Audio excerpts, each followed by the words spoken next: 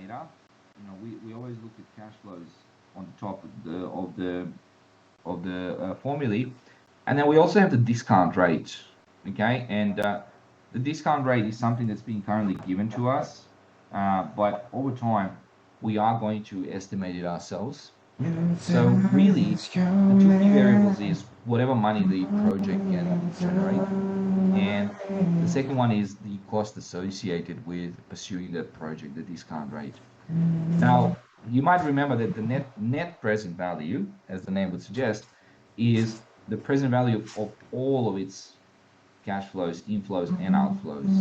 Okay, and we use the cost of capital as our discount rate, and we are going to look at where the cost of capital comes from, because if you think about it, when a company wants to invest in a factory or facility or whatever, it has to source its money from somewhere.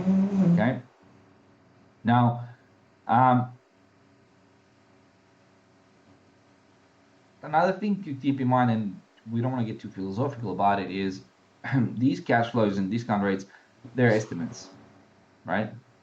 So what that means effectively is that based on how well you can forecast and estimate these individual inputs, the quality of your calculation will depend upon. So, you might, you might look at, for example, the valuation of a share price.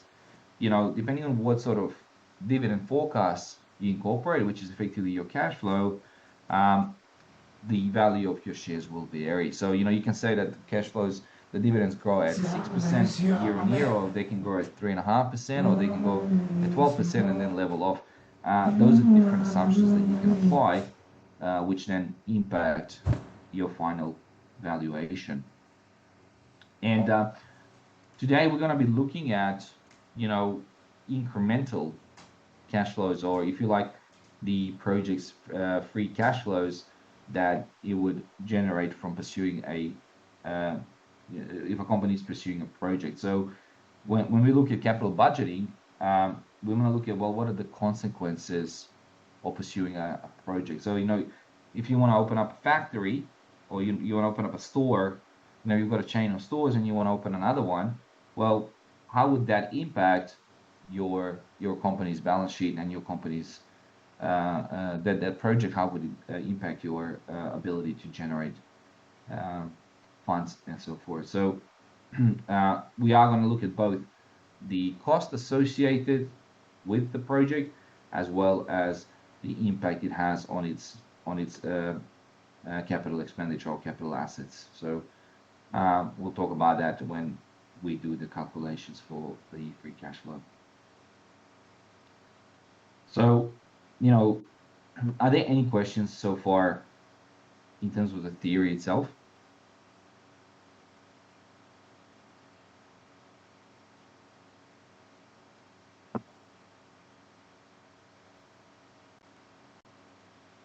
So keep in mind that when it comes to discounting, we only include what is relevant. And there are certain items that we are going to talk about that get excluded from the calculation. So one of those is sunk costs. There are fixed overheads. We only include changes in the cost of the project itself. So, if you're paying electricity on a that's already been an existing thing, well, that's got nothing to do with the project, for example.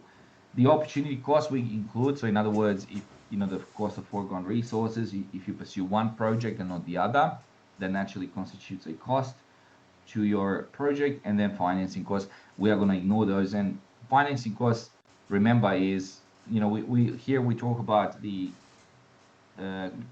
investment decisions and the investments in assets on the left hand side of our balance sheet.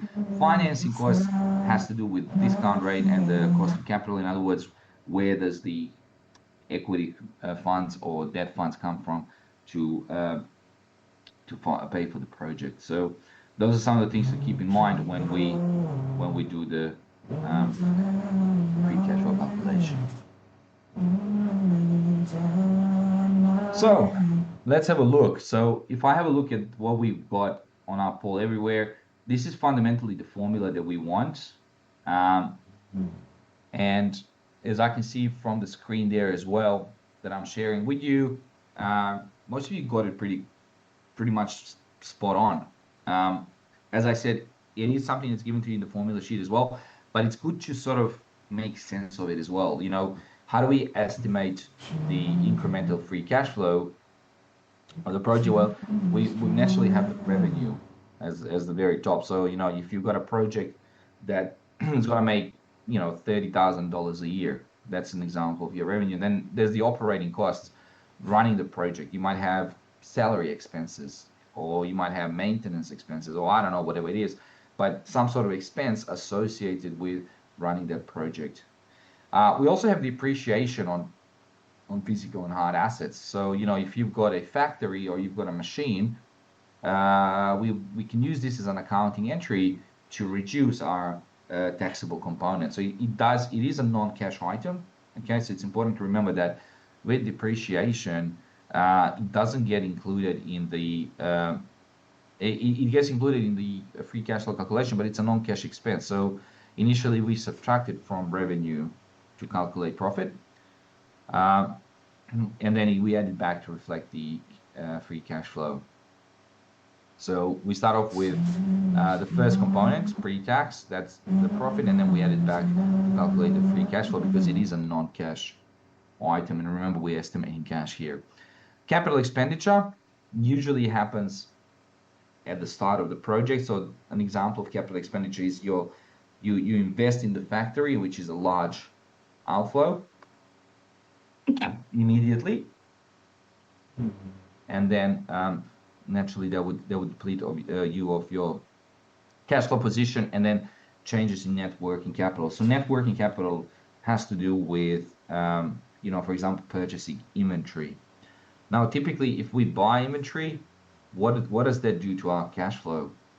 It reduces our cash flow.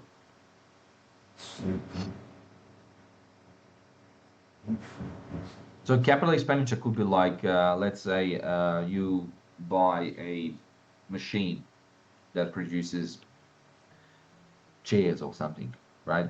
So the cost of that machine, like $1 million, is an example of capital expenditure.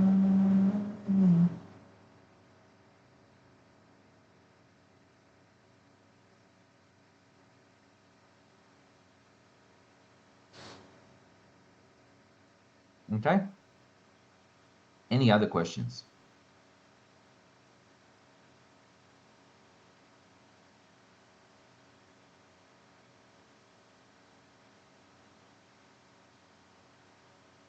All right. So now let's have a look at the next question.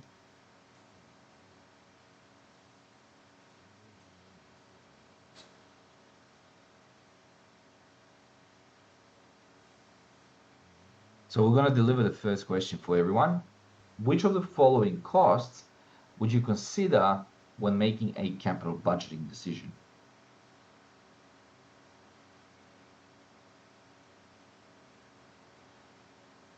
And well done, everybody, on selecting opportunity cost, because if we think about it, if we pursue one project, naturally we're going to miss out on on an alternative option.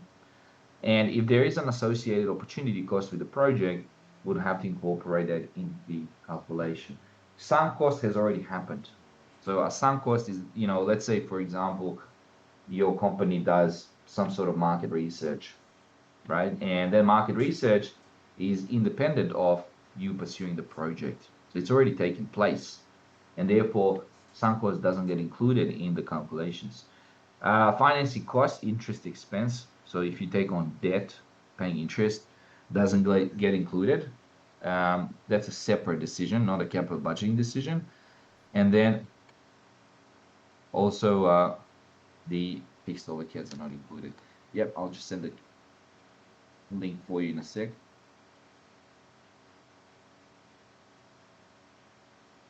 All right, let's have a look at the next one.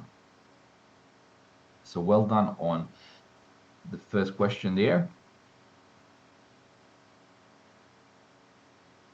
Which of the following would you not consider when making a capital budgeting decision.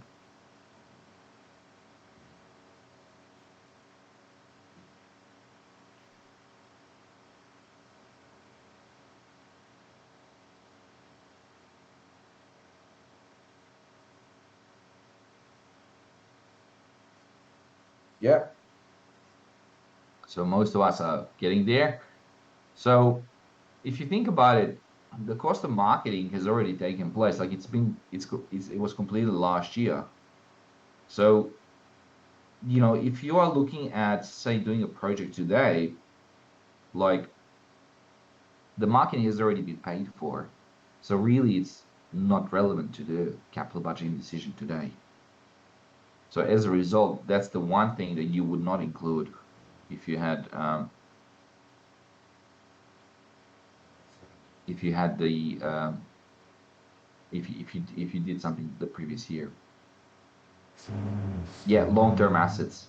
So when you're buying long-term assets, that's another way to look at it. That's also an example of capital expenditure.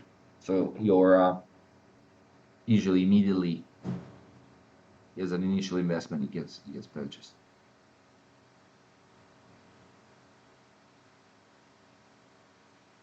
All right.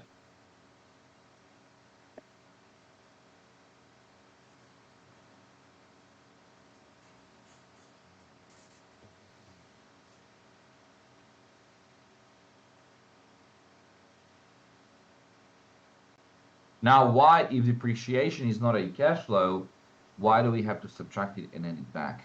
Why not just exclude it? Now, we already talked about this, but what happens with depreciation? It's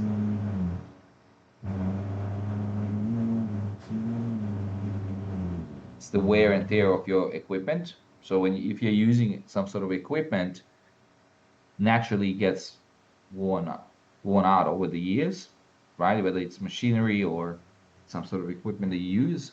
It is an expense to lower taxable income. It's not a cash expense though.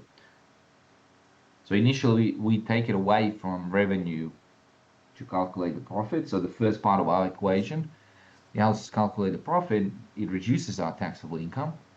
Um, and then we add it back to reflect the cash flow. So because we're calculating the cash flow from profit, right? So we add it back in to calculate the free cash flow. So it is a non-cash item that gets added back after profits and have been calculated, and naturally that reduces our tax component as well. So well done everyone there on the answers. And let's have a look at the last one. Have a read of this.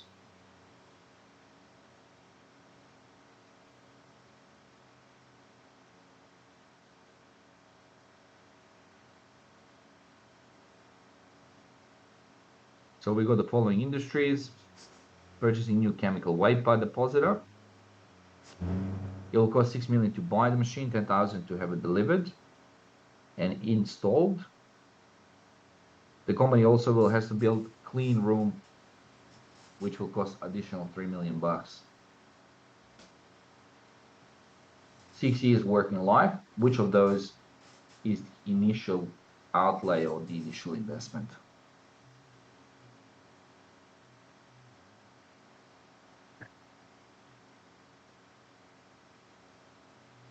And the answer is D. So all of the components we just had, the delivery and installation, the cost of the depositor, so initial outlay, and the clean room as well that you need to set up for it to function, all of those constitute initial costs. So they're all your initial outlays. So option E there is the one.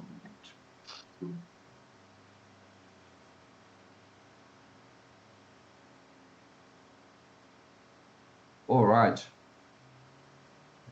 Let's have a look at the first question then. So we're going to get into the questions now. I'm going to give you a little bit of time to answer this yourself. and then we can work through it together as well. We've got a home builder that it's a retailer in home improvement, operating 7 retail stores in Georgia and South Carolina. The management is contemplating building an 8th retail store from its most successful retail outlet. So we're considering building an 8th retail store. The company already owns the land for the store, and it has an abandoned warehouse located on the land. So it's got a block of land, so it's some sort of warehouse on it. The marketing department spent $13,000 on marketing research to determine the extent of customer demand. The home builder supplier has to decide whether to build and open the new store or not. Okay, so the decision is, to be or not to be. Which of the following should be included in the incremental cash flows? Okay, so what do we include out of the following items? Okay, so the question tells us, you got 7 stores, you want to build an 8th one, you got a block of land with an abandoned warehouse, you did some sort of market research. Question is, do you do it or you don't do it? Which of those items get included in the, do we include in the free cash flow? So let's start with the first one. So all we have to do here is really say yes or no, and then why. Why would you include one or the other within the free cash flow? So the cost of the land where the store is located, right? If we think about it, the land already exists, right? We are told in the question that they own a block of land that's been purchased way back. So naturally, there isn't an expense associated with buying a new block of land. So that's an example of a sunk cost. It's already been invested whenever the land was bought in the first place, and therefore we wouldn't be including the cost of the land in our free cash flow calculation. What about the cost of demolishing the abandoned warehouse and clearing the lot? So you've got an old warehouse on a block of land. If you need to get rid of it, what do you reckon? Will you have to spend money for the related to the project or no?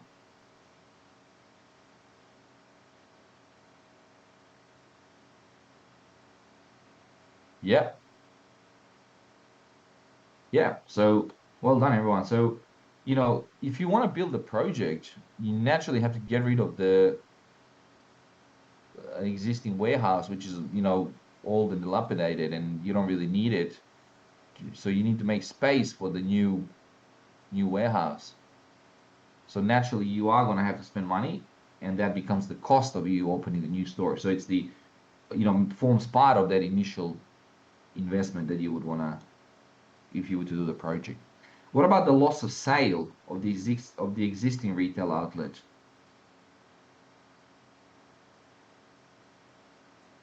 So if you got a store nearby and people living in nearby suburbs, now they've got 2 stores if you open the second one. So you're not going to go to 2 stores, you're just going to go to 1. Do you include the loss of sales from the existing store?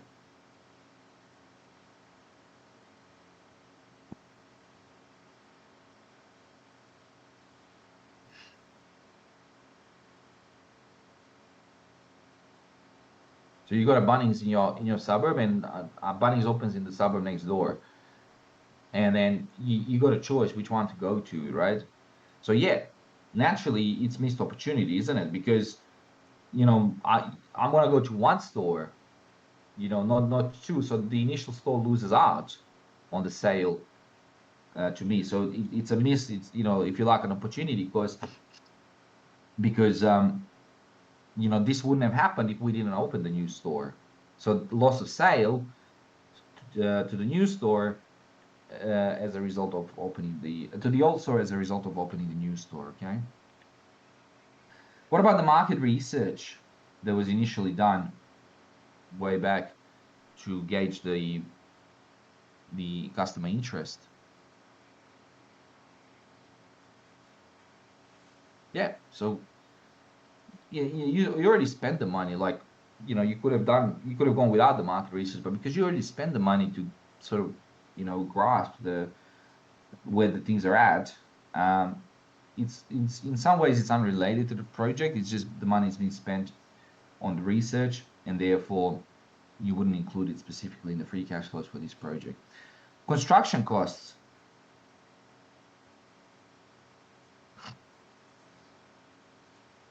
Yeah. So capital expenditure, I mean, you got to build the thing. So naturally, yes, you will include the construction cost in the new project. The value of the land, if you were to sell it for 13,000. So let's think about it practically from, you know, ignoring the getting out of the question itself. You got a block of land, right? What do you do with that? You can sell it or you can build on it.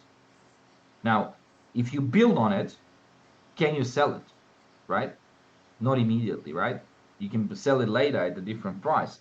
But if the decision is either to sell it now or to build on it, would you include the value of the land if you were to sell it instead?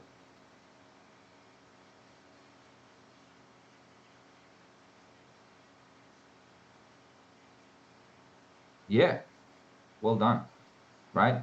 Because you think about it, it's the opportunity cost is the same concept as old store losing out on sales, right?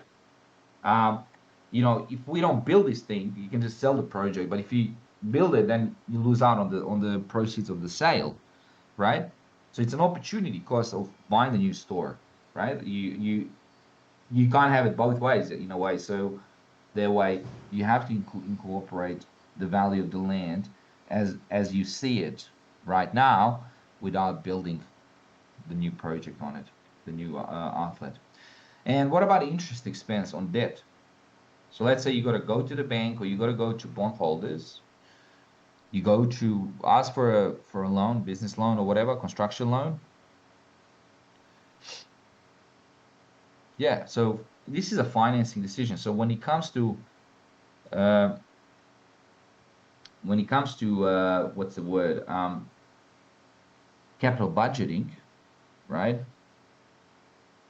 The We ignore the financing costs. So the financing costs will feed into the discount rate, which is the denominator in our calculations. But when it comes to free cash flows, they sit separately from the expenses associated with the interest, or uh, paying to shareholders and so forth. So in this case, interest expense, we don't include that in the calculation.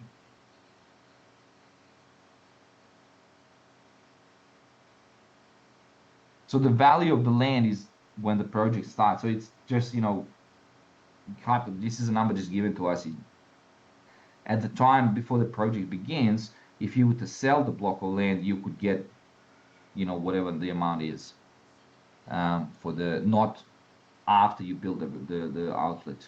So that's assuming that it is as it is, the abandoned warehouse with a block of land on it without pursuing the project. That's what it is. Okay. Any questions, guys? We're gonna put this to practice when we do the calculations, but this question here, you know, it's I imagine it is relatable to an extent, because you can think about your Bunnings or your Woolies or whatever, right? The the thought process of building another outlet, what do you sort of have to think of? And this will be something that you would have to consider. If you got a Woolies or a Bunnings in the adjacent suburbs, naturally, there are some what they call cannibalization, where you sort of take away the existing customers, and they go somewhere else into the new store. All right.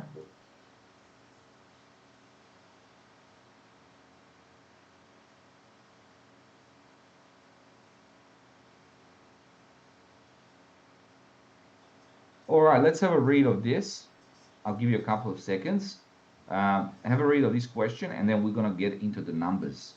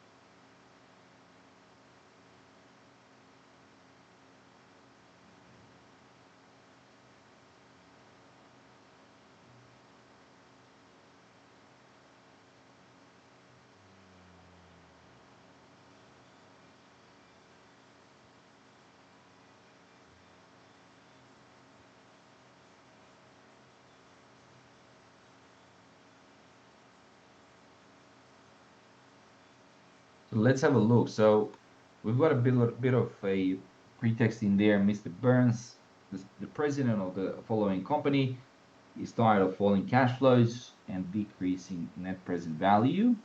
Okay.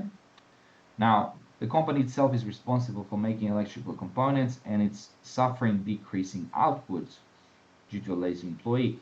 The the son of the director has come up with the idea to overcome this problem. It's easy. The guy sits around and all day, slapping his face with food and sleeping. No wonder output has fallen. All we have to do is to get things rolling is to replace him with a new fully automated machine. Okay, so what we've got here is a situation of a lazy employee, and we want to bring in the machinery to replace him. The replacement would mean there is need for one less employee. So effectively, you would be getting some sort of salary savings. The following day, the director carries out a feasibility study, and the following data is presented to the president. So in other words, we've got an employee that we want to replace with a machine. Let's have a look at what the numbers look like. So it would cost 60,000 to purchase the new automated machine, right? And the life expectancy is 20 years. The annual maintenance is $8,000. That's annual maintenance. So in other words, every year you're going to have to pay some sort of, you're going to pay $8,000 to maintain the machine. And the replaced employee salary is 25,000.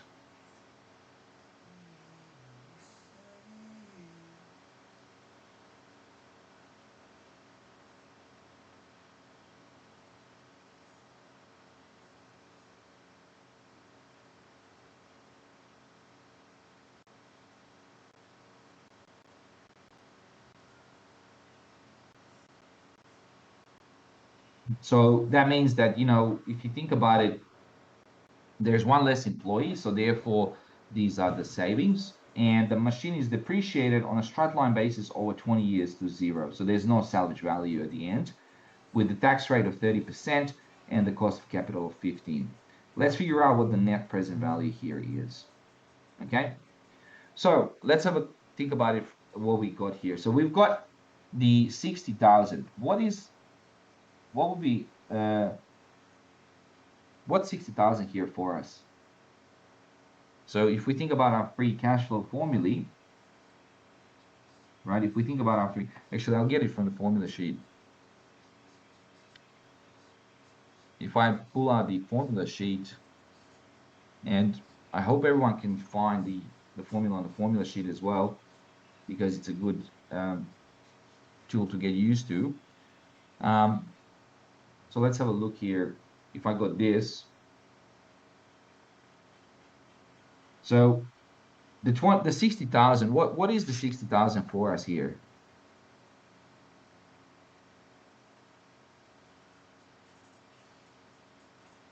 Out of the 6 items we've got there. Yeah. So the capital expenditure, that's the 60,000, right? The capital expenditure, capex, is the, we had a question earlier, what constitutes a capital expenditure? This is an example of it. So you buy a long-term asset, that goes over 20 years. It's a machine, the 60,000 that you invest in. So that's capital expenditure. We also have annual maintenance of $8,000. What's that in our equation? Yeah, that's the cost, right? So the cost is $8,000, right? $8,000, that's the cost.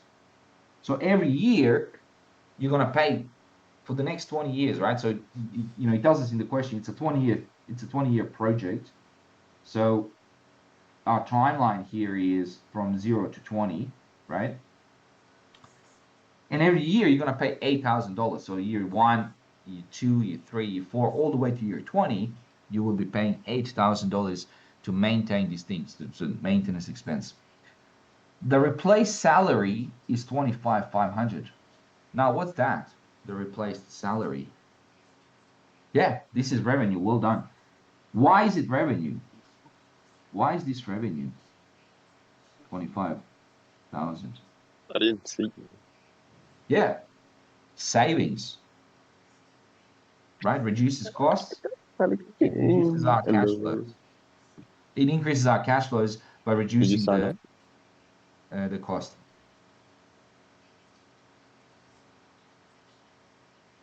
We're going to say something?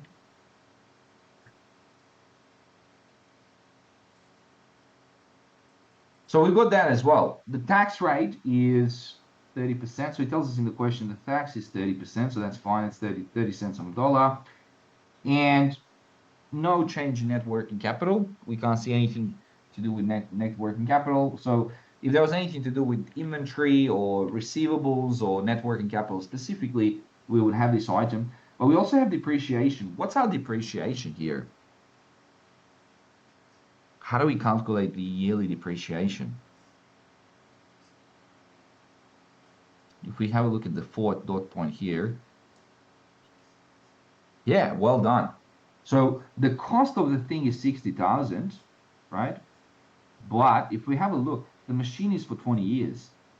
So if we the annual line depreciation simply means the straight line depreciation simply means the annual um, depreciation is 60,000 divided by the number of years, which is 20, right? So we get $3,000 every year that we take away from on wear and tear. Okay. So we've got all the inputs here, right? So what are we trying to do here? We want to figure out the net present value.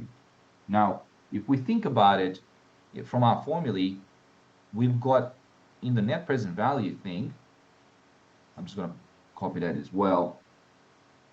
If I look at our net present value formula,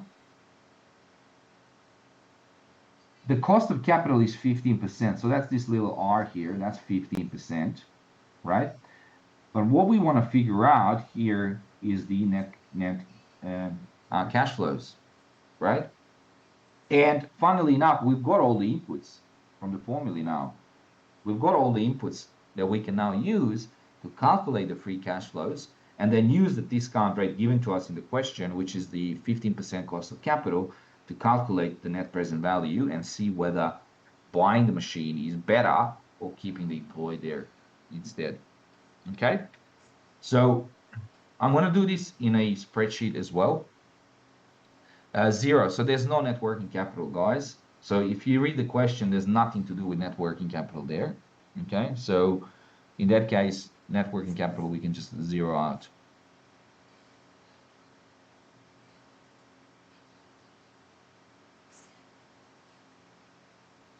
Okay, so have a crack at this. I'm going to do it in a spreadsheet as well, and we can do it together. But I'll give you a minute head start to, you know, try and do the timeline first. What's our timeline here? How many years do we have?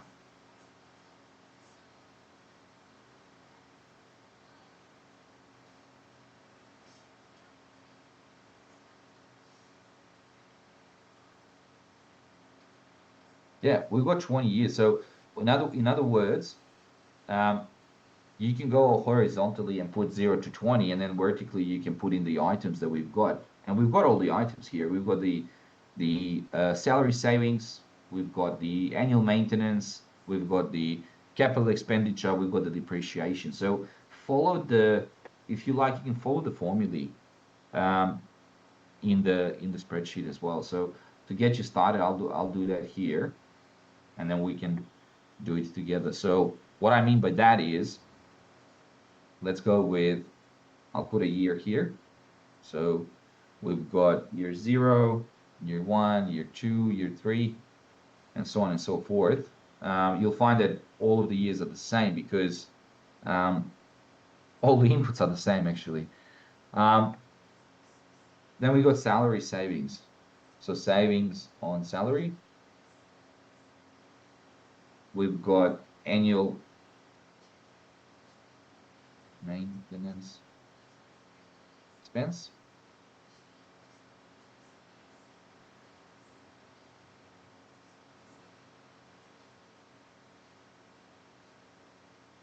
Depreciation, and then we can do EBIT if you want, earnings before interest and tax.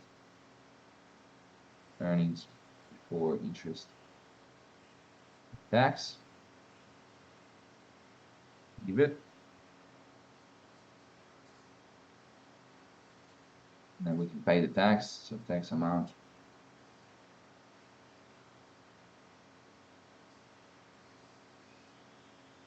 And then we can do profit after tax.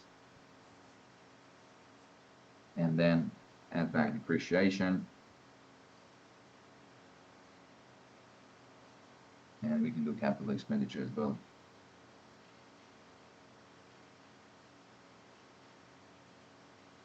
Expenditure. And then free cash flow.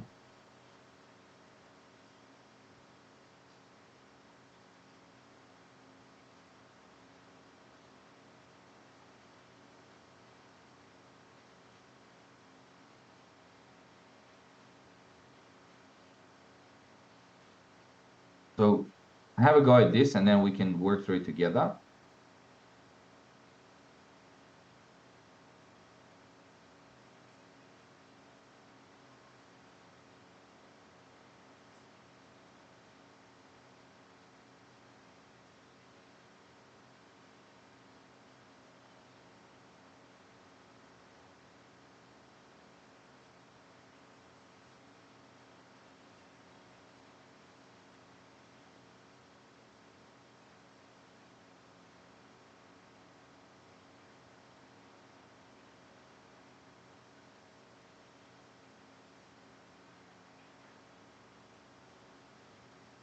All right.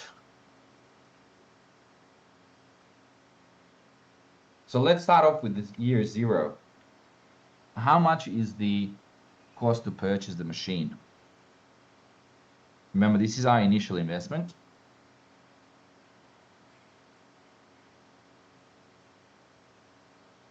And you can probably put it on over here instead, initially. It doesn't really matter if you put it in the first row or the last row, as long as you got all the inputs.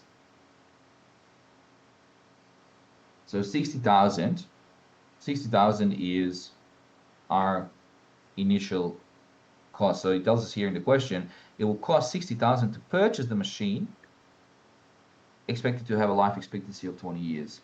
Okay, so 60,000 is our year zero investment. Then let's populate the rest. Salary savings. The replaced salary for the employee is 25,500. 25,500. So each year we will save on employee salary of 25,000. Now, the good thing about this is that from year one, when the project begins, to year 20, when the project ends, we have the same inputs, right? It doesn't change. Like if you just said, 3 years later, the salary is this or that or whatever, then we will change in year 3. But in this case, it's all the same. It's all flat. Annual maintenance, 8,000. So we've got 8,000 of annual maintenance, and it tells us in the question there as well, second dot point. So every year we're going to spend $8,000. Every year we'll spend $8,000 on the maintenance cost. Right, on the maintenance cost. So that's this bit here. So we've done the revenue, we've done the operating costs, we've got the capital expenditure, we've done that. We are missing the depreciation and the tax component. Now we said that the depreciation was 60,000 divided by 20, and the reason being is because in the question it tells us that it's a 20-year project. There's no salvage value. So in other words, in year 1 it's going to be 60,000, then in year 2 it's going to be 57, then in year 3 it's going to be 54, then it's going to be 51, and all the way by the time we get to year 20, the value of that, book value of that machinery would be 0. So you can't sell it for anything. It's worth 0 if you would sell it. So let's have a look. If we sum up the following, so we've got our earnings before we pay interest and before we pay tax. So we've got revenue, we've got expense, and we take away the depreciation. That's 14,500. Okay, so from year 1 to year 20, we can maybe put this in bold if you like. 14,500 revenue less cost less depreciation. is our earnings before interest and tax. Now, let's pay the tax, and I can put here 30%. So 30% is our tax amount. Now, every time I put a negative, think of it as cash leaving. So I put it here negative 30%, because remember, the cash is going to leave when you pay the tax. So you will pay 4,300 in tax, and then what do you make after that? Well, we'll just sum up the two. So you make 14 and a half, you pay for 350. So your earnings or your profit after you pay the tax is 10,150.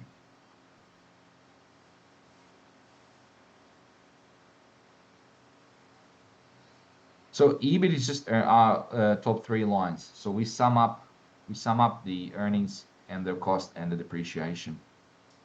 Okay, so revenue less. So the first, this is our EBIT here, the first bracket term, if you like. So this bit here, that's our EBIT. The first bracket, revenue, cost, depreciation. All right, let's add back the depreciation. So we're going to add back the 3,000. So remember, it's a non-cash item. We want to calculate the cash component. We calculated the profit above. And we're going to go ahead and I'm going to just type in here, sum up what we've got to calculate our free cash flow of from year one to from year zero to year one from year zero to year 20. So our free cash flow here, and I'll probably just put a different make it like that, for example. So we added the profit after tax and add the depreciation that we had initially.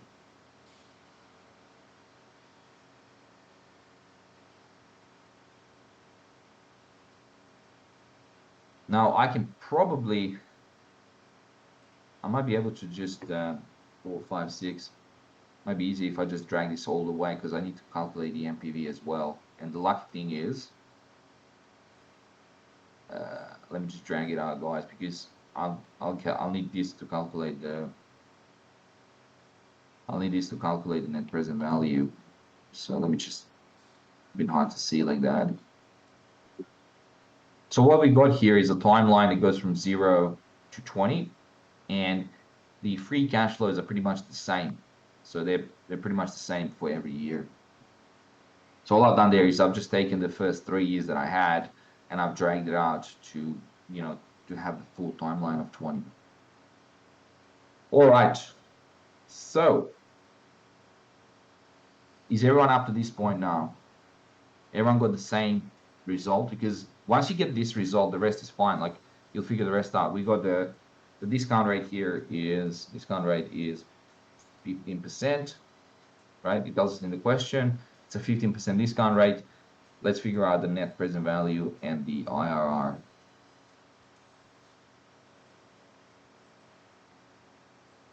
So let me know in the chat, what did you get for the net MPV and for the IRR? So I'm going to give you a minute. If you got the right cash flows, there's very high likelihood you'll get the right MPV. Because once your inputs are the same as mine, the rest will just be a calculation thing.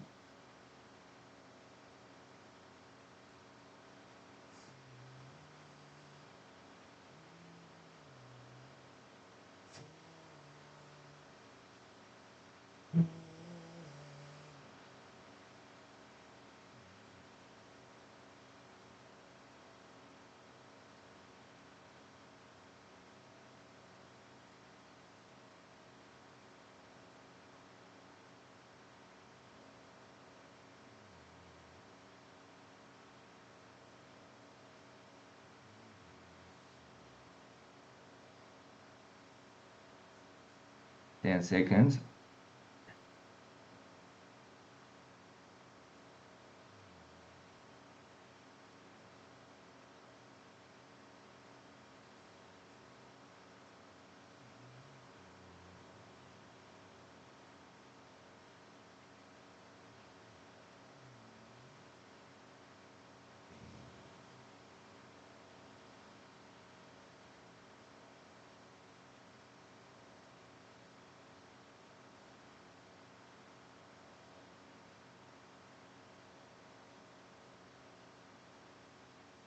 Let's see what people got. I've got 22,310, 21. And let's do the IR. Doesn't matter, the IR, 21%. So accept or reject.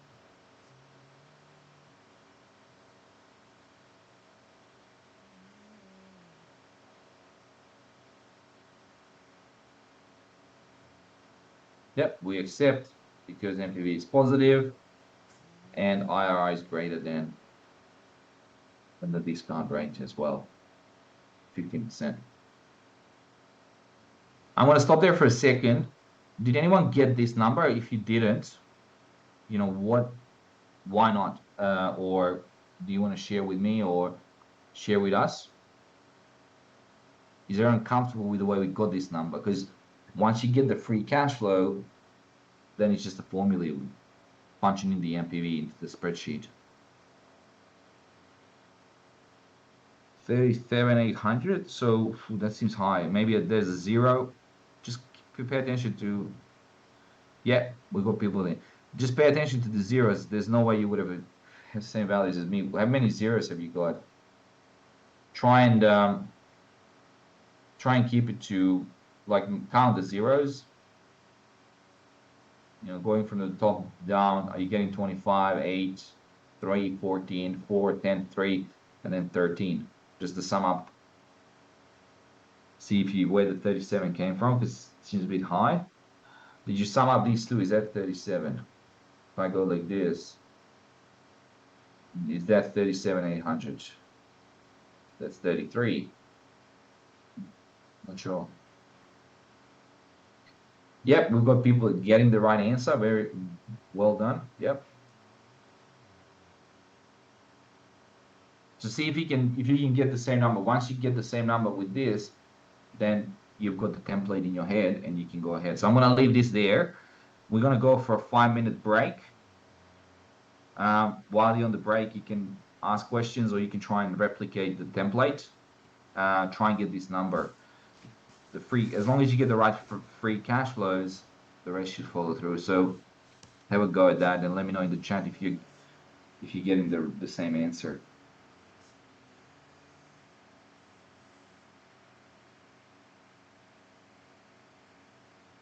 Sure.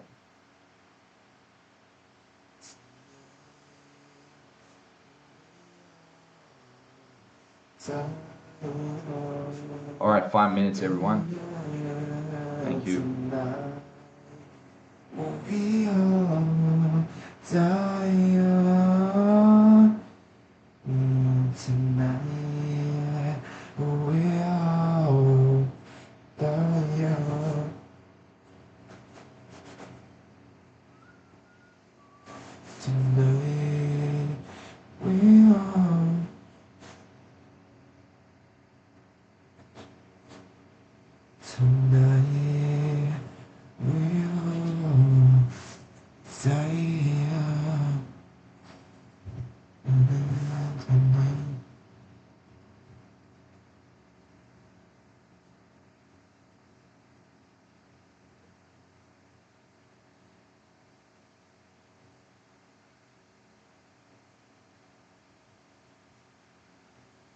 Tonight we are tired.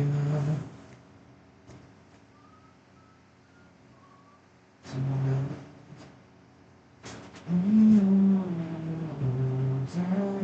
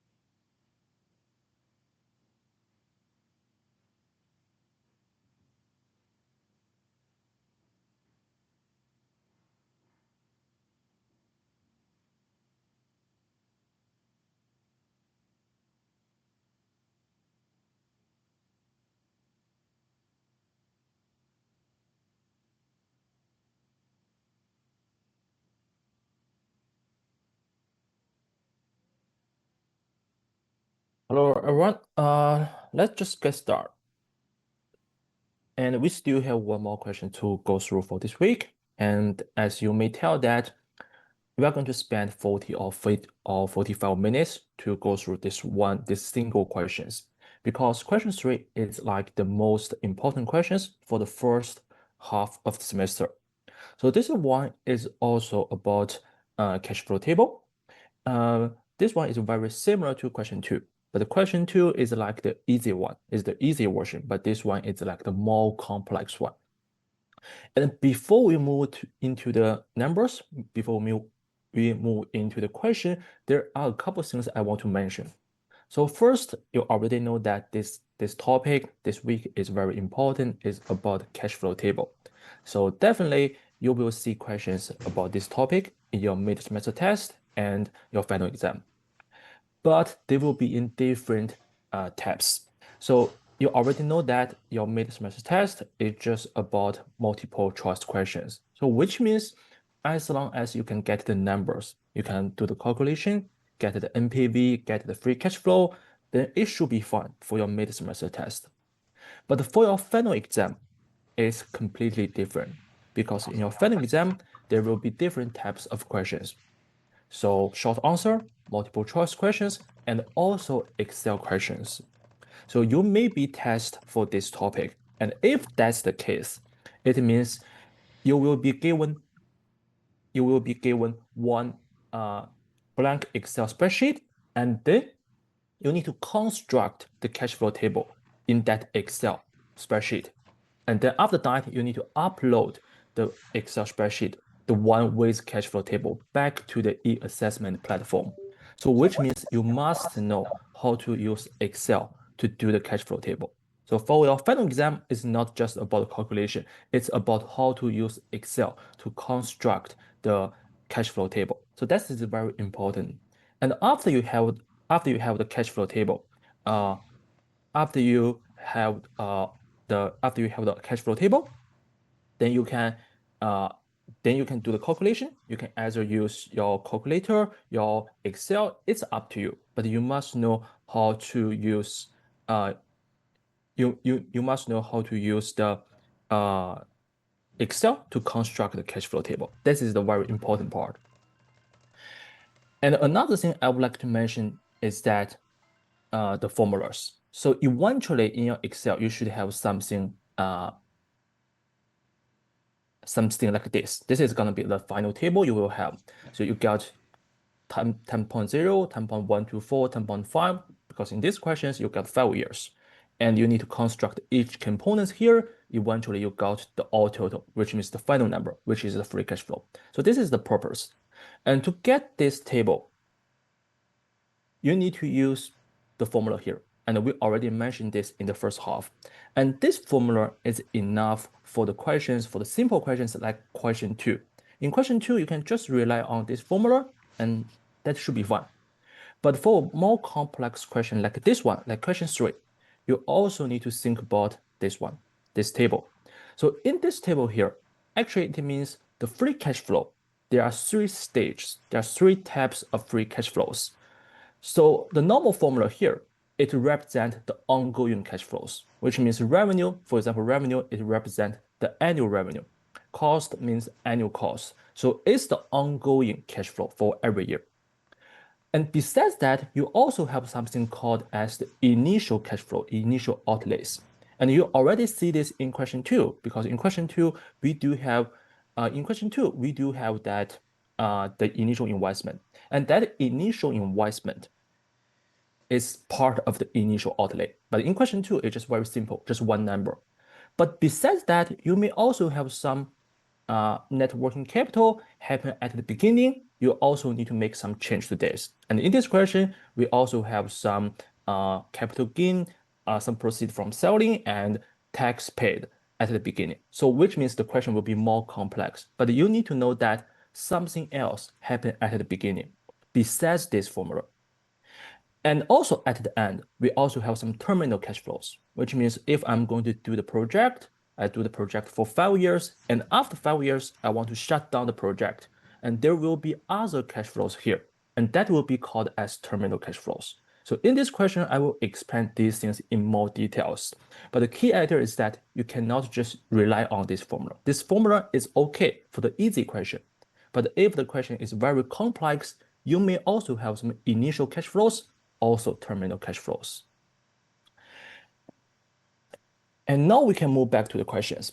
So this question is another investment project. In this project, you are going to, the key difference between this one and the question two is that in question two, you are going to do a new project.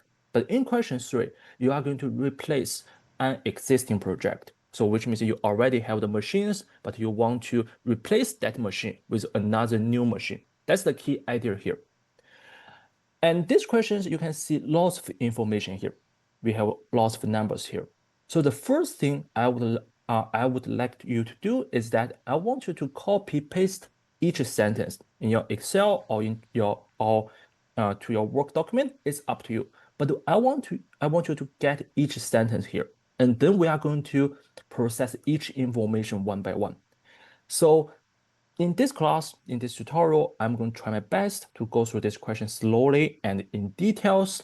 So which means I will do this step by step, and it will be very time consuming. So we are going to spend like 40 minutes to finish this one. But after this class, you can just go home and get some practice by yourself. And then eventually you can use your own method to construct the table. So you don't have to follow my method exactly in the following weeks. But during the tutorial, I would recommend you to follow the steps I'm going to do. And then after that, you can practice that by yourself. And the key to succeed in this unit is to practice early. Do not leave this one to week 11 or week 12. Otherwise, it will be very challenging at that time point. So now I think I'm going to give you 3 or 5 minutes. Just copy paste each information, each sentence into your Excel. Then we're going to process them one by one. And after that, we're going to put the information here back to the cash flow table. Okay, I think we got some questions here. Oh, I cannot share this Excel document, so which means you can just follow the steps later with me. So we are going to construct the table step by step together. So I cannot share the Excel document, but feel free to take a photo. So we are going to do this step by step together. And after we finish the table, I will give you some time to take a photo.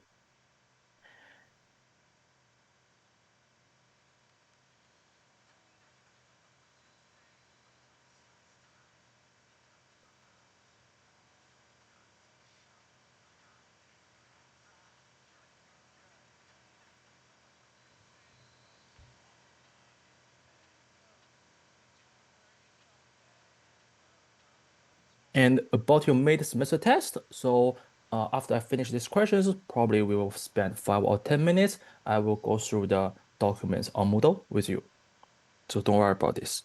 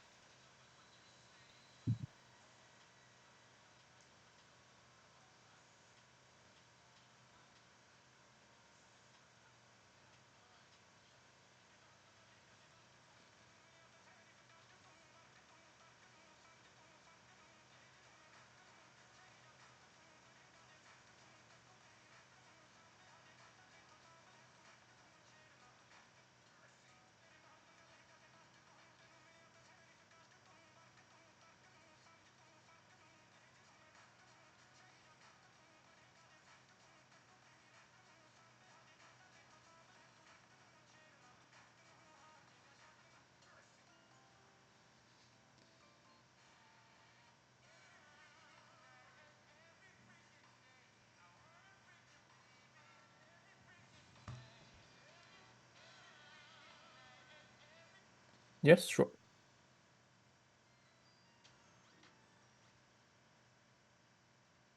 Well, so basically, I just copy paste every sentence here so that we can go through them one by one.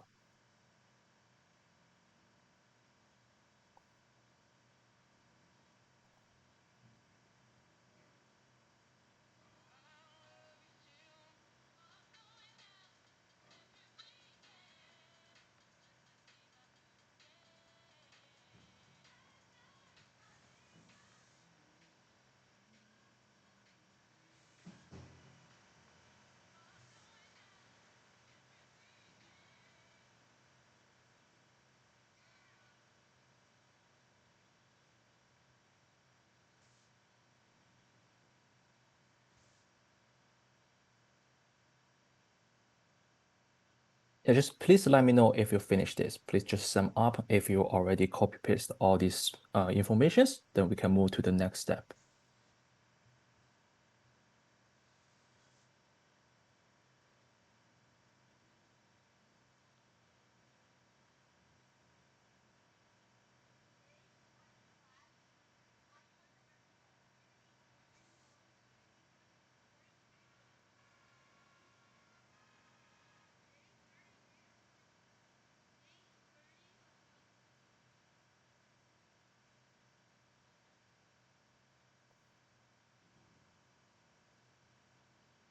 Okay, let's just wait for 1 more minute and then we'll get started.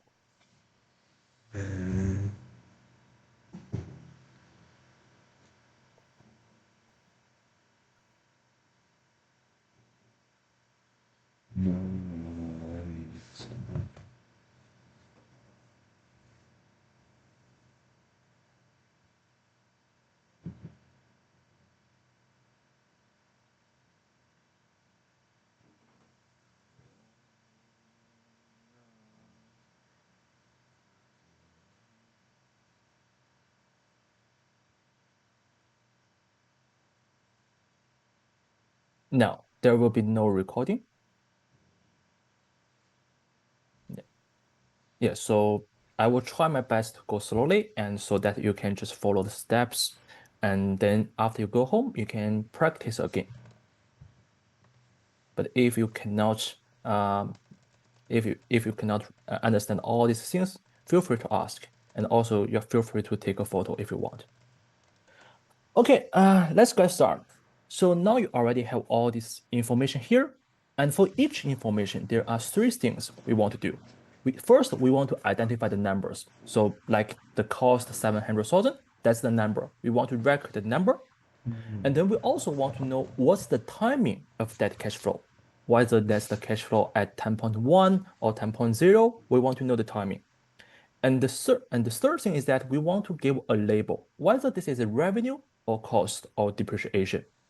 So we'll start from the first one. So you already know the background. Background is just I'm going to replace the old project. So that's the key idea of this investment opportunity.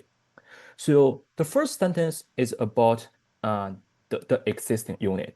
It says the existing units, the original cost is 500,000, and currently the book value is 250,000. So do we have anything relevant, any cash flow here? Do we have any cash flow here we should put down into the Excel?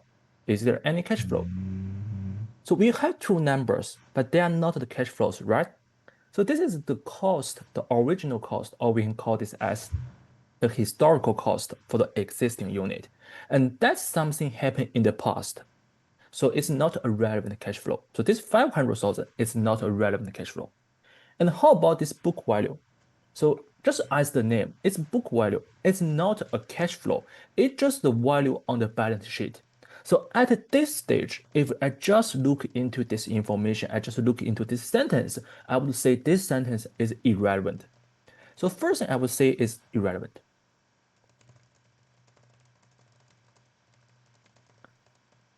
But you may find out that we may need to use this one. We are going to do something else later, but we will come back later. But right now, if I just look into this sentence, I know this is irrelevant. There is no cash flow here because the key idea is to identify cash flows. And the next one is that we are going to do this new project. If for the new project, it will cost 700,000, and we will also require an initial increase in net working capital as 40,000. And now we can just move back to the formula. It seems like we are going to have something about net working capital. And also this initial cost for this new unit, it should be something as the initial investment. So now we know that there will be some cash flows because I need to spend this 700 so that I can start this project. So this 700,000, that will be the first cash flow I'm going to put here. That's the 700,000. And this one, I'm going to give a label. I'm going to call this as initial investment. This is very straightforward. This is the initial investment we are going to spend. And I'm going to give the timing. The time point will be 10.0. or I can just call as year 0 because in this question it's year 1, year 2 until year 5. So I can just use year. So this is about 700,000, and this is very straightforward. And we also have the increase in net working capital. This is the initial increase. So I know this is also at year 0. That's the initial increase happening at the beginning. And the value is 40,000. And what kind of label I should put here? So definitely we know this is about working capital, right? So I call this as NWC, represent for net working capital, but this is not enough. At least if we want to do this in details, do not just call this as net working capital. Call this as increase the net working capital, or you can call this as increase of net working capital. Why I want to use this as the label? Because you already know this from the first half.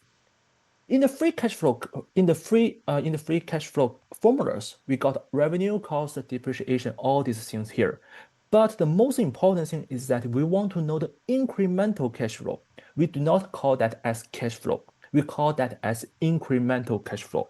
It represents the change of cash flow, the increased part of cash flow.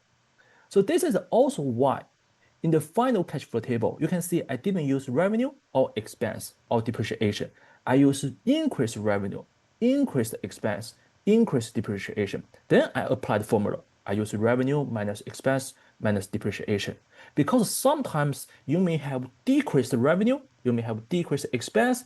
It will make the question more complex. So this is why when you got a number here, do not just call this as net working capital. Make sure you call this as the increased net working capital. So this is for the second sentence. Next one, it says, if we want to make the new unit operational, we need to spend some extra cost, like the shipping cost. So there will be another 50,000 as the investment. So we know that this is also a part of the initial investment. So this 50,000, this is also called as initial investment. Because when we calculate initial investment, we need to include all the cash flows until the unit is ready to use. So this is also a part of initial investment. And same time point, year 0, very straightforward. Next one is about depreciation. It says if I'm going to do this project, I have the machine, and the machine will be depreciated on a straight line basis over 5 years to a zero balance. So this is about how we calculate depreciation. And we want to know what's going to be the annual depreciation caused by this new unit. So the calculation will be quite straightforward. We know that for this machine, for this new unit, I'm going to spend 700,000 and 50,000 together in total to purchase to make the unit ready to use. So I'm going to depreciate from this number. So which means the first step, I'm going to use 700,000 plus 50,000. That's the total initial cost, initial investment for this unit. Then I'm going to minus 0 because I'm going to depreciate the machine to a zero balance, which means on the balance sheet, after 5 years, the value of the machine will be 0. So that's the meaning of depreciate to a zero balance.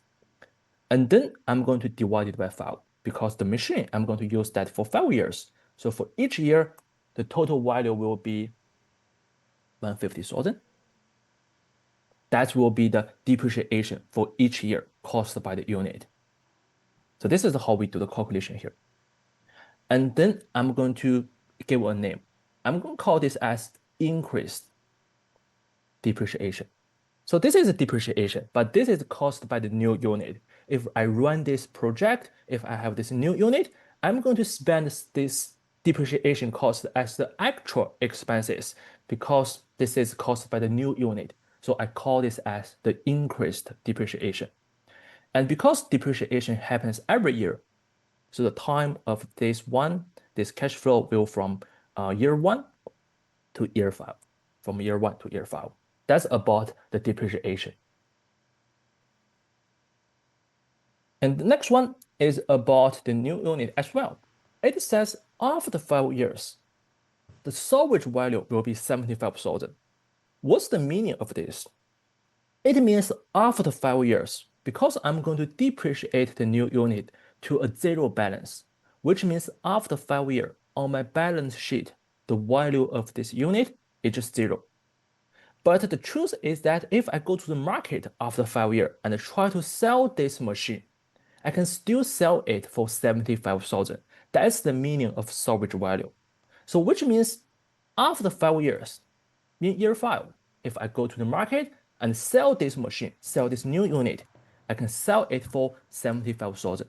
So definitely there will be a cash inflow. I go to the market, I sell the machine, and the buyer will pay me 75,000. This is a cash inflow.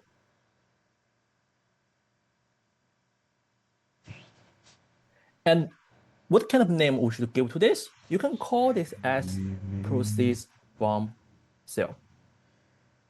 This is how we call this because you can see actually this is not a part of the formula. So this is why it's very important that you can be aware that the formula is not enough. You also need to think about the initial cash flow and the terminal cash flow as well. And this part is quite straightforward. If you are going to sell this machine for 75,000, so definitely it's called as proceeds from sale, and definitely it will be a cash inflow. And this is not enough. So this is like the more challenging part of this question. If you go to the market and sell the machine for 75,000, you do get this as a cash inflow.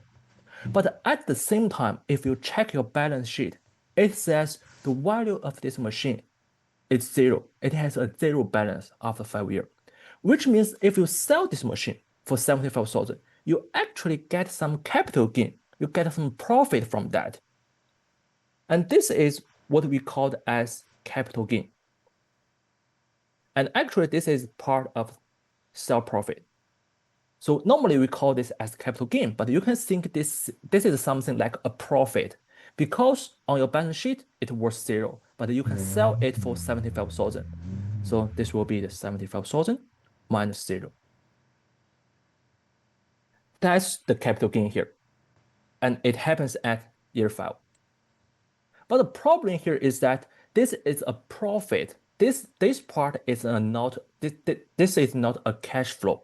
It's not a cash flow. It's not cash inflow. It's just a profit. This one is a cash inflow, but the capital gain is not a cash flow. But the problem here is that in accounting, in finance, if you got something as profit, it means you need to pay tax. There will be something called as tax paid. You got profit, which means you need to pay tax. But at this stage, we don't know tax. We don't know the tax rate right now, so I cannot calculate what is the tax paid. But you should know that there will be a tax paid in year 5. It's caused by the capital gain. And the tax paid, which means you pay something out, that will be a cash outflow. So this is a part of free cash flow. So which means until now, in this sentence, we got 3 information here. Proceed from sale, capital gain, tax paid. And among these three numbers, this one is a cash inflow. Tax paid is a cash outflow, but capital gain is not a cash flow. We just use this one to calculate tax. This is the thing you must know. Do not double count this capital gain. Okay, so this is about the capital gain part. Then we can move to the next one. Next one says the existing unit is being depreciated at a rate as 50,000 per year. So which means this is the depreciation expense currently I have. I need to pay 50,000 as the depreciation expense. But the background of the story is I'm going to replace this existing unit. So which means if I replace this unit, I don't have to pay this expense anymore. So this 50,000, I will call this as a decreased depreciation as 50,000 from year 1 to year 5. Because if I keep using this existing unit, I need to pay this 50,000 as depreciation expense every year as 50,000. But now I'm going to replace this unit. So I don't have to pay this amount anymore. So that's why I call this as decreased depreciation. But sometimes if you have something like increase, also something like decrease, you may get confused. So normally I will change this one to increased depreciation, but as a negative number. So I'm going to say that the increased depreciation as a negative 50,000. So this is how I do this adjustment so that I can remain this consistency. I don't get myself confused. I do not call this one as decreased depreciation. I call this as increased depreciation, but as a negative number, so that when I do the calculation, I can just do a sum to these two. But this is up to you. If you are okay with the decreased depreciation, you can still use this one. It's up to you. Okay, next one. So if I'm going to replace the existing machine, then which means I don't need to use this anymore. I can just sell this machine today. I'm going to replace that, so I sell this machine today. So same thing here. I'm going to sell this machine for 275,000. So this will be a cash inflow. I can also call this as proceeds from sale because I go to the market and sell the machine for this amount. So this is also a cash inflow. I sell it, I get this as cash. So this is why this is a cash inflow. Again, this is called as proceeds from sale. But the problem is the same as the problem we have here. If I sell this machine, I want to know whether I get some capital gain or capital loss. If I got loss or profit, and if I do have profit, I need to pay tax. And that's the problem we have here. So the next thing I want to know is that if I'm going to sell it, whether I get capital gain or capital loss. And how can we know this? I know that if I go to the market, I can sell the machine for 275,000. But at the same time, I also want to know what's the value of this machine on my balance sheet. This is the part we need to use the first sentence. In the first sentence, it says, on my balance sheet, this existing machine, the book value is 250,000. That's the value on my balance sheet. And I can sell the machine for 275,000, which means I can get the difference as capital gain here. So which means the capital gain will be 275,000 minus 250,000. So it will be 25,000. That will be the capital gain or sell profit. I just copy paste this one. This is the thing happen as year zero. So this is the capital gain I can get from the sale. And the same thing as what we have here. If I get some capital gain, I get some profit, I need to pay tax. So once again, I'm going to have a tax paid. And the tax paid will be an all cash outflow. And next one is just about tax rate. So I know tax rate, it's just 30%. So I can use this 30% to do some calculation now. I can calculate how much tax I'm going to pay. So I'm start with this one. If this 25,000 is the profit, then how much I need to pay? I need to use 25,000 times 30% because tax rate is 30%. 30% of the capital gain you need to pay it out as tax. So 7,500, that will be the tax paid. I will show the formal tax if we want to see this. And the same thing we are going to do here. That's for the new unit.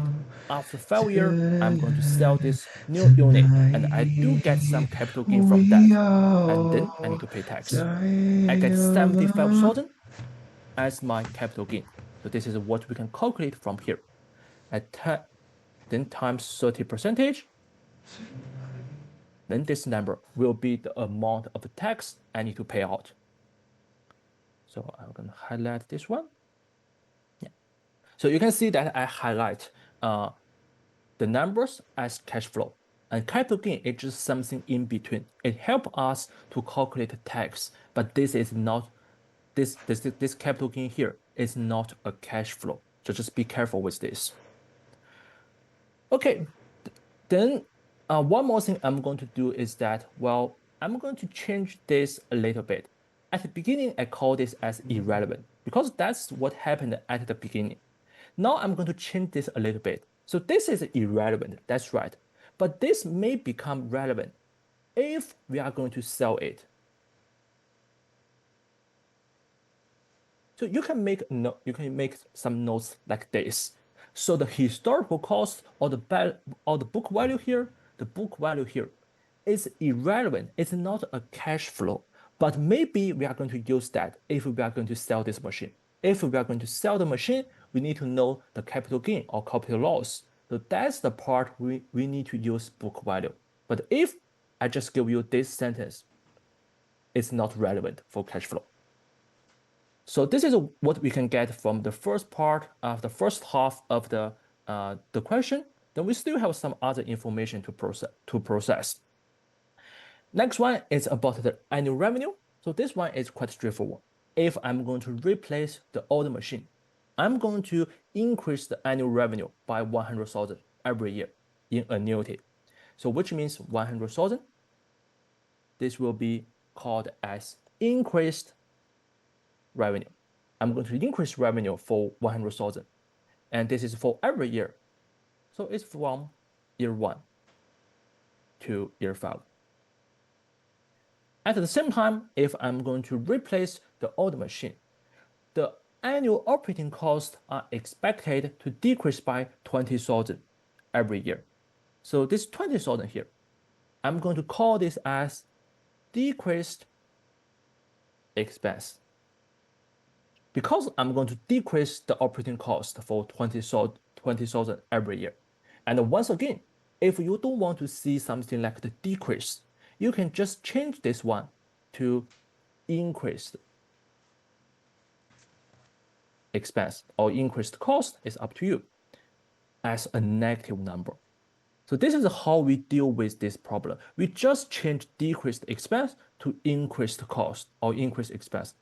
I change this to expense so that we can have this consistency, but as a negative number. So this is the key idea here. And this one is also from year 1 to year 5. Next one is about net working capital again. It says if I'm going to do this project, we need to make ongoing contribution to net working capital in year 1, 2, 3, 4 in the amount of 10,000. So this will be the increased working capital for every year. So the meaning of this sentence is that for year 1, I need to spend 10,000 as the net working capital. And year 2, I need to spend this amount again. So which means this 10,000, it could be called as increased net working capital. And the time of this one is from year 1 to year 4. So this is the part you need to be careful. So it says year 1, 2, 3, 4 in the amount of 10,000. And it says this is the ongoing Your contribution, granddaughter which means and a every partner year you need to tumbled spend down to 10,000. the toilet And wearing a pair of shorts and we hit and over the to more the pool important in thing is about 5 that minutes. this is just for year 1 to year 4. So this is the importance why we need to label the time point for each cash flows. This is not from year 1 to year 5. It's just from year 1 to year 4. Next one is that at the end of 5 year, we are going to recover all the net working capital. So this one will be the recovery of net working capital. And then you need to calculate what's going to be the amount here. We know the timing. Timing will be year 5 because it will be at the end of the project. So in total, how much net working capital you are going to recover? So here, the final result will be, I'm going to type this down. It will be 40,000. This 40,000, it comes from the number here. At the beginning, we spend 40,000 as the increase of net working capital at the beginning. And at the same time, from year 1 to year 4, I also need to spend 10,000 as the increased net working capital every year. So which means in total, it will be the initial increase 40,000 plus 10,000 times 4. this represents the net working capital increase from year 1 to year 4. Then in total, this will be the 80,000. This is the amount of recovery of net working capital. And then next one is as cost of capital, which means discount rate. We are going to use 12% to do the discount. So this one is very straightforward. We just use 12% for the calculation. One last thing is that in addition, the company has to borrow 100,000 to fund the new project. And the loan is interest only. Interest rate is 18% per annum. Is this relevant? The answer is no. We already covered this at the very beginning of this, at the very beginning of this semester. We do not include the financing cost because we already have financing costs as a part of cost of capital. So this one is irrelevant. So we don't have to consider financing cost again. So this is how we process all these informations. And after that, next step, we are going to put all these numbers into the table, into the cash flow table. So this part will be quite straightforward. Basically, you just put everything into the table. And normally, as the first practice, I'm going to give some label. I'm going to give some colors to different time point. Probably I just use some colors here. And I'm going to go back to the information I already processed. I'm going to give them the same color. So now I use green for year 0. So I just find out all the things with year 0. So these two, initial investment, increase of net working capital, the time point is year 0. So I'm going to label them as green. This part, same thing here. I'm going to label this as green. Here, just be careful that this one is not a cash flow. This one is just capital gain. And it seems I already found out all the cash flows at 10.0. Then I can just put these numbers into my cash flow table. So the cash flow table, I already put all these labels here. But you can also always double check with the labels here. The first one is the initial investment. So that will be the 700,000 plus this 50,000. And the initial investment, that will be a negative number. Yeah. So probably I should put another minus sign here. Yeah. Oops. Yeah. So initial investment, that's a cash outflow. So that's why we have the negative sign here.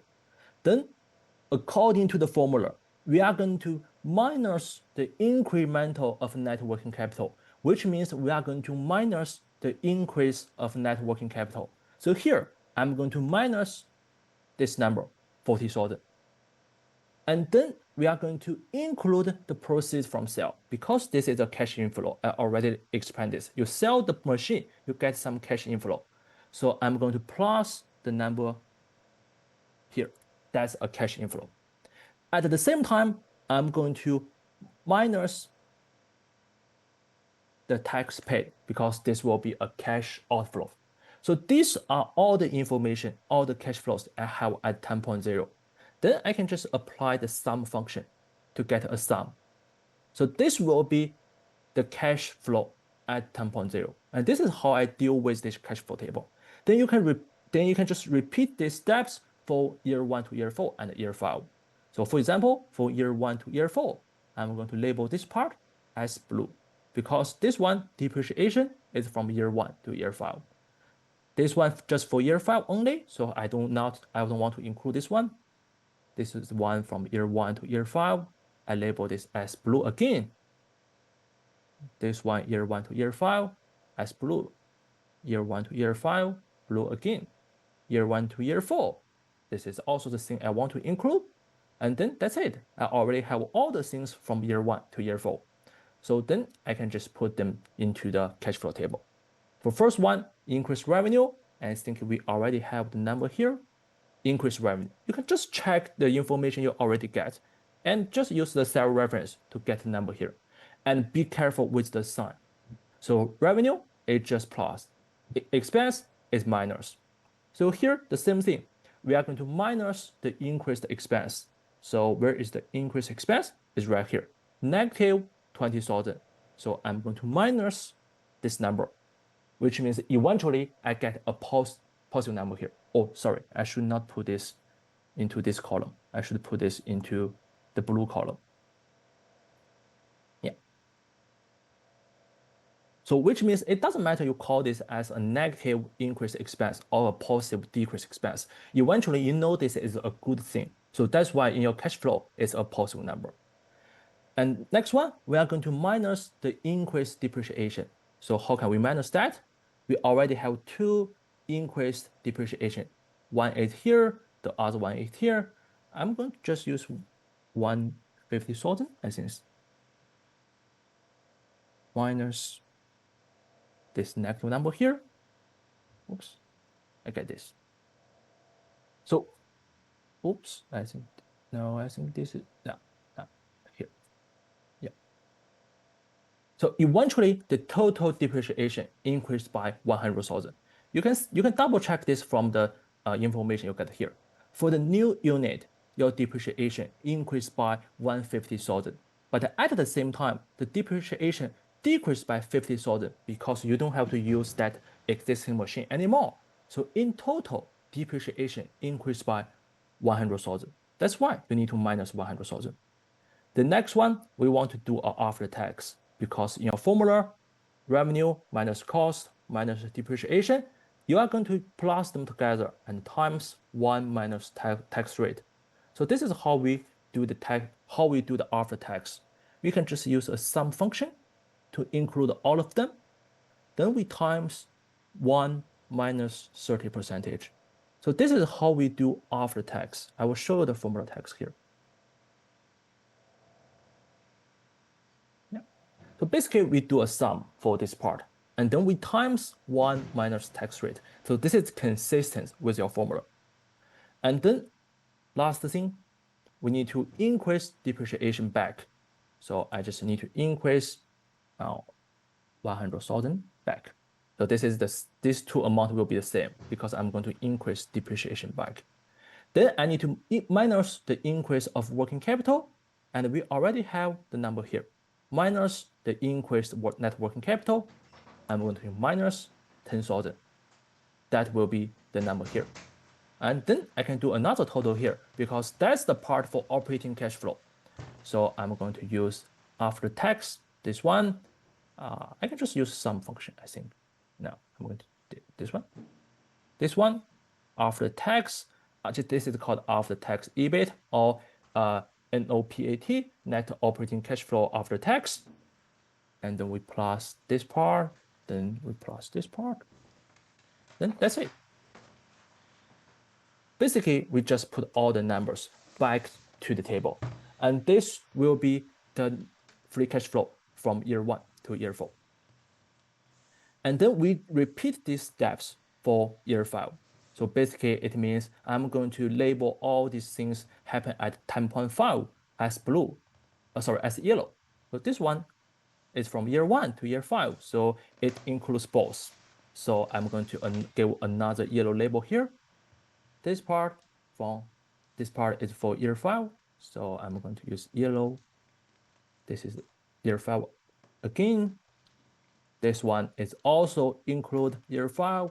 This one also include year 5. This one, the recovery of net working capital, it's year 5 again. So then we already know that which number we should put into which column. So I'm not going to repeat this again. So most part of this table is the same.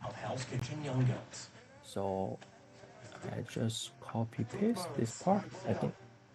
So this part is the same. So for year 1 to year 4 and year 5, this part is exactly the same. So I'm not going to repeat this again. This one is the same again, but this is the part you need to be careful. From year 1 to year 4, you have, from year 1 to year 4, you have this one. This is a 10,000 increase of net working capital from year 1 to year 4, but it's not for year 5. So that's why this cell we are going to leave as blank. We do not have any number here because increase of net working capital is from year 1 to year 4, not include year 5. And then we do the same thing again. We just plus all these things together, but we need to include other terminal cash flows for year 5. For year 5, we do have proceeds from sale, we do have tax paid, we do have recovery of net working capital. So the proceeds from sale is 75,000. We already know this. The tax paid is a cash outflow. We already do the calculation here. And the recovery of net working capital, we do the calculation here as 80,000. So I just put 80,000 here. Then that's it. If you want, you can do another sum here. So this is the part for terminal cash flow. And then basically it's done here. We already know the cash flow table. The final step is just get the all total. For year 0, you only have initial investment part, initial outlay part. For year 1 to year 4, you have the operating cash flow. And for year 5, you have operating cash flow and the terminal cash flow together. So that will be the terminal cash flow for year 5. So this is why you need to look into this table, because normally for year 5, for the more complex questions, you have ongoing cash flow, you have operating cash flow. At the same time, you also have the terminal cash flow. You must include these two together as the final free cash flow. So you can call this as free cash flow. And then that's it. The final step is about calculation. So which means you must know how to do this in Excel. So you don't have to create exactly the same cash flow table, but you need to understand the idea here. You need to know that which number I should put here, which number I should call as working capital, which one is revenue, and then eventually you can just show this table until you get the final number as free cash flow. This is the thing you will be tested in your final exam. So you just practice this early. Do not leave this to the last minute. And after you finish this free cash flow table, you can calculate NPV or IRR. And this is the part you can use either Excel or physical calculator. This is up to you. So for example, for this one, we already have the free cash flow table. So if I want to use Excel to do the calculation, I'm going to show all the cash flows. So this is CF0, CF1 is the number we got here, and I'm going to repeat this one for. I'm going to repeat this one for. Yeah. Repeat this value, and then that will be the CF file. So basically, it means I'm going to expand the cash flow table into something like this, so that I can apply the NPV function. If I'm going to apply the NPV function, in this question, rate is 12%. I start from CF1. I add back CF0. For IRR, I just include all the cash flows here. And that's it. That will be the calculation. Oops. Jason definitely makes me feel confident that I can do this. It's super psyched for you. I think this food sounds amazing. Yeah. And based on NPV and IRR, we can make some investment decision. NPV is negative, so the answer is do not invest. IRR is smaller than cost of capital, so answer is the same. We should not invest in this project. So basically, it means this part is actually what we learned from last week. The more important thing is how to construct this table. So for the interest of time, so I feel good about my menu. I'm going to just zoom this a little bit so that you can take a photo if you want. I feel good. And then I will give you a quick introduction about your mid-semester test. Okay, so let's talk about your menu. Talk to me about your. So basically, the idea here is that you want to process all the information one by one, and you can find out that actually the first step, which means the part as process this sentence one by one, is very time consuming.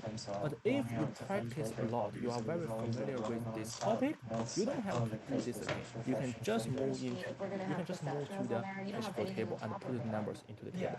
But at the beginning, when you just start to practice, you can do this. You can follow exactly what I have done here. You process this sentence one by one. You try to understand whether this number is relevant or not, and whether this is a cash flow at 10.1 or 10.5. And then you will be able to process all the information. And after you have all the information, the cash flow table is very straightforward. You just apply the formula and put all the labels here and put the numbers into the table. Okay, so this is about the cash flow table. And then I'm going to spend a couple minutes to explain the document about your mid-semester test. After a long night of menu planning and a short night of sleep, the Share chefs it have again. one breakfast meeting. Yeah. So I think you already received email about your mid-semester test, but if you want to know more information, you can just go to Moodle and go to week 6. Then you will be able to find all these documents here. And there are 3 things. The first one is the FAQ. You can get the information you want to know from this. And the second one is the formula sheet. So I think this one. Oops. This one. Yeah. So basically it covers all the information, all the formulas we already used in the past 4 weeks.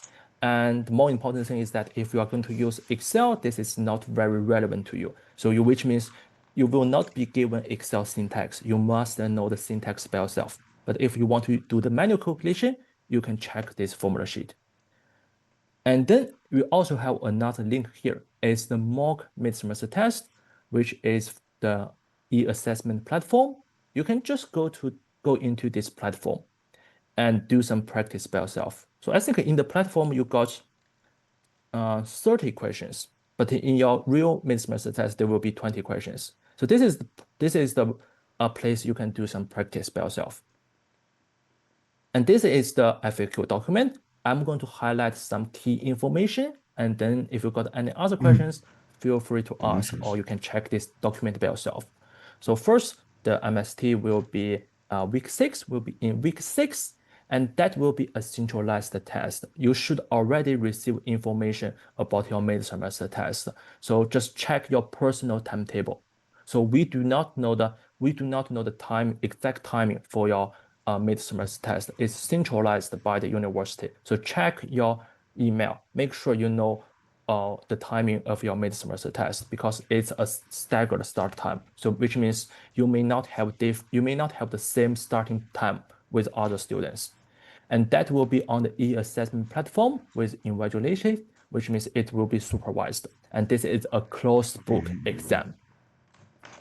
And let me go through some important information. 60 minutes. So you got 60 minutes to finish the test. And here is the structure. There will be 20 multiple choice questions, but there will be 2 sections. So section A and section B. So all of them are multiple choice questions, but the first part is more likely the easy one. So which means each of them was 0.5 mark. And section B, it will be each of them will worth 2 marks. So that's the key difference between section A and section B. But all of them will be the multiple choice questions. And it will cover all the things from week 1 to week 5, so inclusive. So which means it will cover the free cash flow things, which the thing we teach today. Yes, and this will be a closed book, and this will be the thing. This will be the permitted items in the mid-semester test. So you can use just some working sheet by yourself, or you can use, or if you want to use Excel to do the calculation on the e-assessment platform, you can download one blank Excel spreadsheet, which means you cannot use your own prepared Excel. But if you want to use calculator, feel free to use any type of physical calculator. And if you want to use the virtual calculator, it must from the list. So this is about how to do the calculation. If you want to use Excel, just don't worry. You can just go to the e-assessment platform and download one blank Excel spreadsheet, and then that's it. And so this is about your mid-semester test, I think, and it includes most information here. And one thing about next week is that next week in week 6, we still have the tutorial, but there is no new content delivery in week 6. So which means next week, we are going to give you some review, and that will be Q&A session. So feel free to come to the tutorial with your own questions, or you can do your own revision during the tutorial, and feel free to ask any questions if you have. So that's the key schedule about week 6. Okay, so basically that's all for the mid-semester test. Do we have any questions?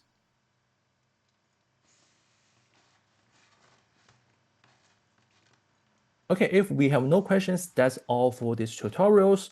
And just feel free to ask questions. If you have, you can turn on your mic or type into the chat box.